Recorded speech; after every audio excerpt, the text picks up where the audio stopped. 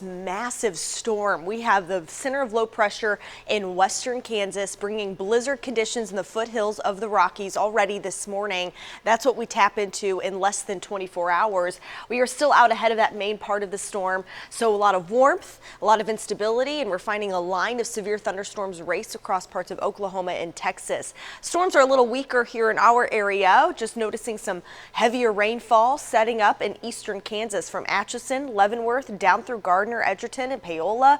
Pleasanton starting to get in on that steady rainfall, and you can see it slowly creeping eastward into the Kansas City metro. So in the next hour, and just as more folks are starting to hit the roads, rain and storms start to fill in here in Kansas City with a temperature of 55 degrees.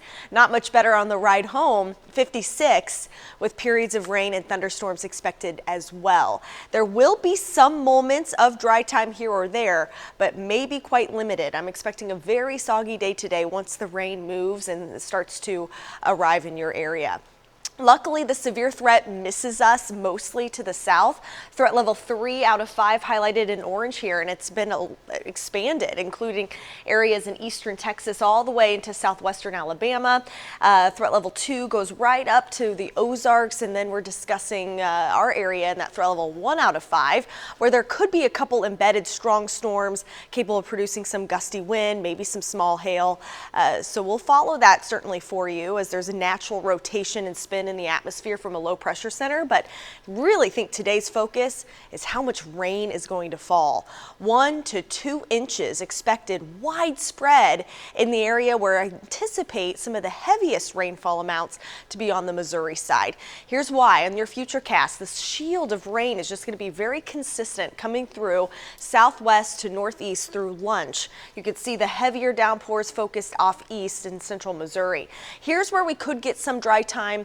2 p.m. to about 5 p.m. Still some scattered storms, but it's not as widespread as what we're going to experience this morning. It fills in pretty quickly by dinner time. Here's 9 p.m. We're finding some heavy rainfall still in parts of the area, and this model bringing that low pressure center that's going to be very strong. I mean, similar to tropical storm status of what we would find in the ocean. From Richmond to Chillicothe on this computer model. That back edge of the system is going to be right here in Kansas City. Kansas City, unfortunately, experiencing some of the most intense wind in the United States for us tomorrow morning. This is after midnight, as well as that transition of rain to snow very quickly. The snow is going to be coming down very heavy, leading to whiteout and blizzard conditions. So new this morning from the National Weather Service, we are now in a blizzard warning for Kansas City, the second one of this year. Remember, it's already very rare enough. This is the 5th one in history for Kansas City. Blizzard warning goes from 9 p.m. tonight until tomorrow morning at 5 a.m. Here are the previous 4 blizzards that we have been in, and of course the most recent one that we remember well, early in January. Now, I'm not expecting as much snow as we got with that system.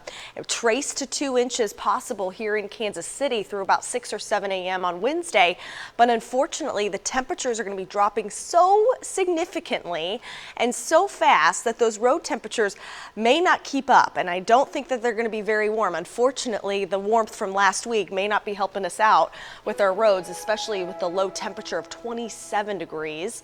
We'll definitely notice accumulation out there on the roadways, up to 35 luckily in the afternoon, but it's going to be tough as it's coming in during or a little bit before that rush hour.